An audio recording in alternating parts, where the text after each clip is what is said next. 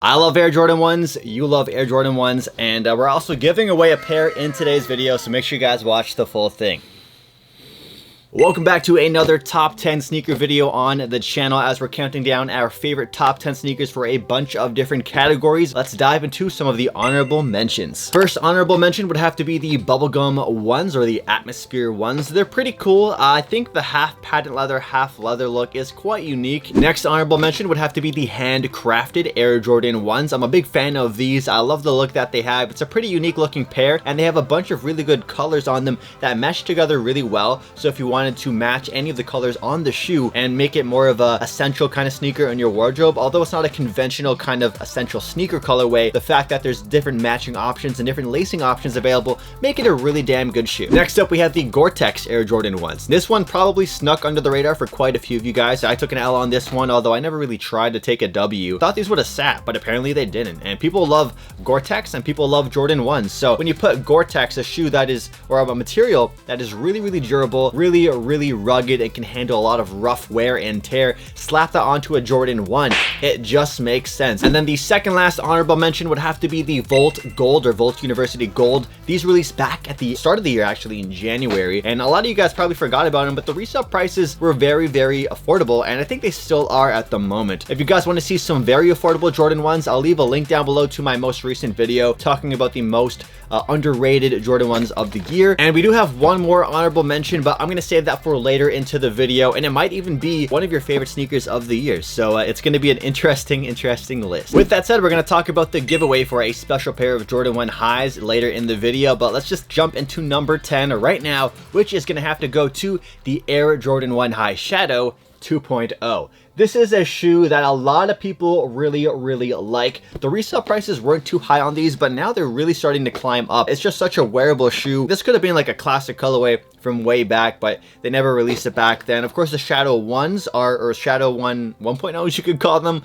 are amazing. Those are pretty expensive. The colorway is great. The quality, not as much. It's kind of lacking in the quality department. Don't get me wrong, it's not horrible, but when it comes to Jordan 1s, a lot of people really enjoy a higher quality Jordan 1, and when you pay resale prices, you kind of hope that the quality of the shoe can help make the high resale price purchase help ease the pain, you could say. Regardless, it's still a fantastic shoe. Coming in at number 9 is a sneaker I wish they made more colorways of in 2021. It's the Air Jordan 1 High OG85, that like OG higher cut, higher quality silhouette, but this is going to be in the neutral gray colorway. This is a fantastic shoe. This is a sneaker I would definitely feel guilty getting dirty. I am one of those people who like to really beat up their ones, but in this case, it's just so crispy. I think I would feel bad like staining the suede and getting this beautiful white leather all dirty. Apparently these aren't as comfortable. You have to break these in. I still have to wear these too, so I'll probably wear these a ton going into next year. This might be a shoe I take with me to Japan. And if you like this shoe but you don't want to pay the higher resale prices for it, they did make a really good and comparable low top version of this exact same shoe, just as a low top with the Nike Air branding. Coming in at number 8 are a Jordan 1 High that a lot of people love. Like, I think this is a shoe a lot of people will put much closer to number 1 on their list, but for me, I'm just not a fan of the way the coloring on this shoe was done. We're talking about the Air Jordan 1 High University Blue Black. This is also called the UNC, but they've released so many UNCs. When I think of a UNC Jordan 1, I think of the actual first like OG UNC Jordan 1 High, the one on screen right now. This is a shoe a lot of people love. The colorway or color blocking is pretty much the same as an Air Jordan 1 High Chicago. However, it opts for blue instead, and this baby blue just hits differently. This number 7 sneaker could have easily been like in the top 1, top 3 range of this list if the release went according to plan. That might have given it away, but we're talking about the Air Jordan 1 High OG Trophy Room. This is basically the backdoor ones. The backdoor ones. That sounds funny. This shoe is amazing. The colorway is of the Chicago colorway. It has really nice details on it. It has all these extra things that set it apart from the Chicago. So even if you own the Chicagos already, you might want this shoe not even just to wear, but as a collector's piece. It's definitely a shoe I can see a lot of people keep just dead stock and as a display sneaker in their collection. These sneakers are limited to 12,000 pairs, or that's the apparent number that they released. And you guys know the story when it came to this shoe. shoe. So many pairs backdoored for this release before the actual release date. Like, it's disgusting. If you guys don't know, they released, I believe, exclusively at Trophy Room, and that is Marcus Jordan's store, the son of Michael Jordan, and it was a complete cluster of a release. Some people were upset with me for putting the taking off the Travis Scott Fragment Jordan 1 lows in the top 10 list. I gave it an honorable mention for the top 10 lows, and some people said it was politics, but I don't really think people dying is politics. But this could also be seen as politics because of the way the release was done. So if this release went smoothly, went the way it was supposed to be, like any other Jordan release, this could have easily been at the top just because of the Chicago colorway and color blocking alone. But this shoe left a really bad taste in a lot of people's mouths. When I see the shoe, I get this yucky feeling of just like greed and resell nation, and I just don't. I wanted the shoe. Don't get me wrong. I think anyone who likes Jordan 1s wanted the shoe, but when they realized that it was pretty much a backdoor exclusive shoe, it takes away from the shoe immensely. It's similar to how there could be like a PE sneaker. This was almost like a PE sneaker, but in a bad way. Like, PE sneakers, I understand, they're player exclusive. They're meant to be exclusive for the players. However, this was not a PE. This was just a really cool limited collaboration using the most iconic colorway, or arguably the most iconic colorway of the Chicago 1. It's just the release details. The politics behind the release details were brutal. And another thing that's brutal is commission fees on certain sneaker websites. If you're trying to sell your sneakers on those big apps, those big websites, those commission fees can get anywhere from 10 to 20%. So it really takes a big bite out of your profit. However, our sponsor for today's video, Solestage, a very famous sneaker store. They have actual multiple locations throughout the world, several in Asia, which I intend to visit as soon as I can fly there. They actually have an app, so if you're unable to buy and sell in store, you can use their app instead, and the commission fee for sellers on their app is 5%. That is the lowest commission fee for literally anywhere when it comes to selling sneakers, which is amazing. Besides the lowest commission fees in the game for a sneaker marketplace, they also have the fastest and cheapest legit checks as well. All you gotta do is take a couple photos of your item, post it onto the app, and then it gets authenticated real quickly by AI, and then it gets verified again by real people. Their team operates 24/7, which means they have some really fast delivery times for when it comes to legit checks, which is really important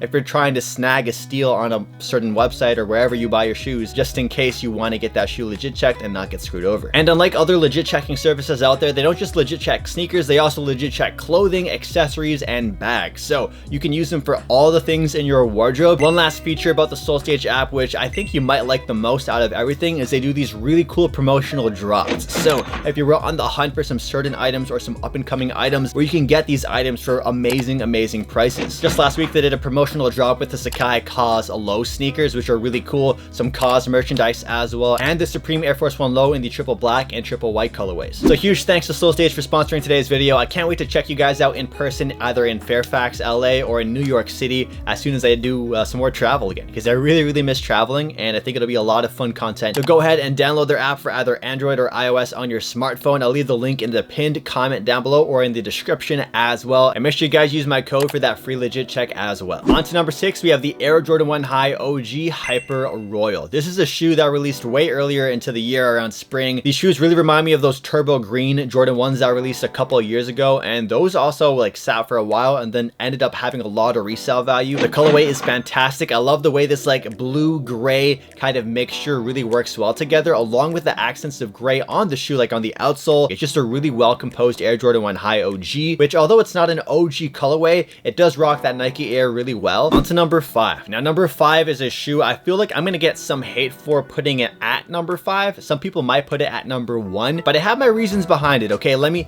explain it. Hear me out, please. So number 5 is the shoe that actually just came out, the Air Jordan 1 High OG Patent Bread. I know, it's shocking, because you guys, if you know me, you know the Breads are like my favorite sneaker of all time next to the Chicago ones. However, when it comes to patent leather sneakers, I just don't really wear them. Like, I really don't. So for me, a patent leather shoe is a shoe I would really like to keep on display instead. And right now, as you can tell, my display area is very limited at the moment, and I'm not trying to pay resale prices. I saw people line up like 12 hours ahead of time. Like, actually, maybe like people lined up at like 2 p.m. yesterday at the mall. Like, I went to Fairview and there was a lineup at like 2 p.m. It was wild. It was wild. And don't get me wrong, this shoe is amazing. It looks amazing. It looks like a Jordan 1 bread got put into a Krispy Kreme, and it has this beautiful glazed coating on top of it. I love the look of the shoe aesthetically, but when it comes to Jordan 1s, a big part of the reason I love Jordan 1s is the wearability factor. And so when a shoe loses its wearability factor because of how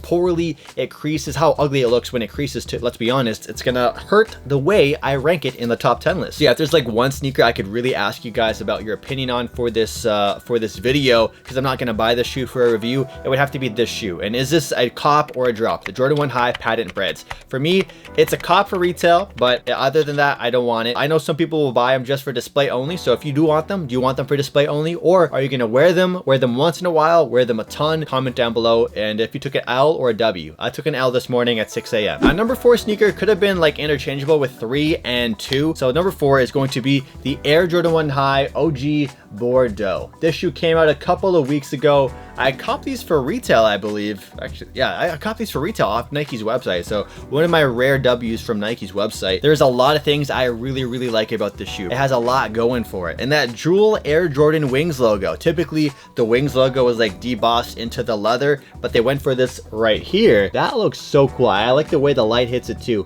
It really looks premium. The color blocking is very similar to a Chicago 1. It just doesn't have that black swoosh, and it's a really wearable colorway. Before we get to our number 3 spot, I want to give a big honorable mention to a shoe that I decided to take out of my top 10 for personal reasons, and that is going to be the Travis Scott X Fragment Air Jordan 1 High OG. This is a shoe that was a success written all over it. People love the Fragment ones. People love Travis Scott. Put them together on the most popular Air Jordan model of all time, the Jordan 1. You got a really damn nice shoe. The reason I put it as an honorable mention, but it's like a high up honorable mention, is just because of the whole Astroworld stuff that went down this year. You guys know what happened. I don't need to get into too much detail about it, but because of that, I really don't like Travis Scott as a person, especially the way he did that horrible apology, if you want to call it that. But I love Fragment, I love Hiroshi Fujiwara, and I love his work, so I think they did a really good job on the shoe. It's just going to not be as loved for me just because of everything that happened. But if the whole Astroworld stuff never happened this year, this probably would have been number 1 shoe of the year. Maybe not even just for Jordan 1s. It might have just been the number 1 shoe of the year. So there you guys go. That's my little spiel about those shoes. Coming in at number 3 is BAM, the Air Jordan 1 High Pollen. This shoe is amazing, heavily underrated, and it's the shoe we're giving away in today's video. So if you want to enter the giveaway, all you have to do is hit that like button down below, subscribe to this channel, and comment down below what you think about my top 10 Air Jordan 1 High list for 2021 and what Jordan 1 Highs that you bought this year. I'm curious how much of a fiend you might be for Jordan 1s. You'll also be able to get some extra entries on all the other top 10 videos I release this week. So there's going to be maybe 5 or 6 in total. So 6 different ways to enter. And we're going to also offer another way on Instagram. It's at SneakerTalkCA, and we're just going to do like a classic random number generator to pick which option and which video and which comment gets chosen. So be sure to enter on each video. International giveaway, no purchase necessary. I got you covered on the shipping. I love the colorway, the color blocking. I actually went to a junior high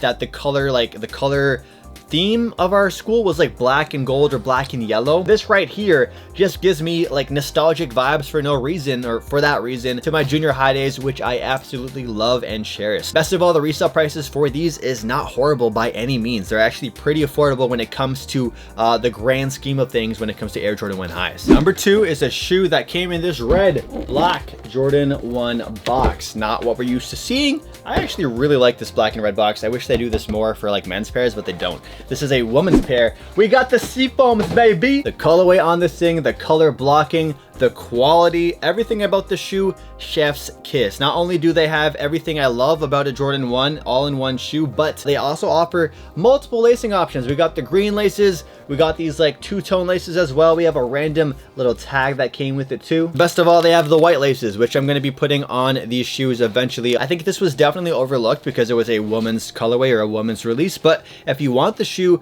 and you're a guy, just go up 1.5 sizes. I'm a size 10, grabbed 11.5. This could have been number 1 if number 1 never released, but number 1 is a shoe you probably know of, and you probably have it as one of your best shoes of the year as well. On to our number 1 sneaker. I'm not going to talk about it too long just because I'm sure you guys know what it is, what it's all about. So our number 1 shoe of the year for Jordan 1 Highs is the Aime Maniere Air Jordan 1 High. I love so many things about this shoe, from the details all throughout it when it comes to the materials that they use, like the cracked leather. Like cracked leather on a Jordan 1 is unheard of. We've never really seen it. You have a really unique rustic, sort of like vintage vibe Air Jordan 1 High. You got a super hyped collaborator with the MM at the helm of this shoe, which is just on fire, especially after the Jordan 3 release, which a lot of people love as well. And best of all, it's a collaboration that isn't so mega bold that you can still wear it as like a daily beater. So if you do end up paying resale value prices for the shoe, which probably a lot of you guys did, you can still justify it because you might just wear it a ton. Hope you guys have an amazing holidays, happy New Year's, all that good stuff, and I'll catch you guys in the next video. Peace out.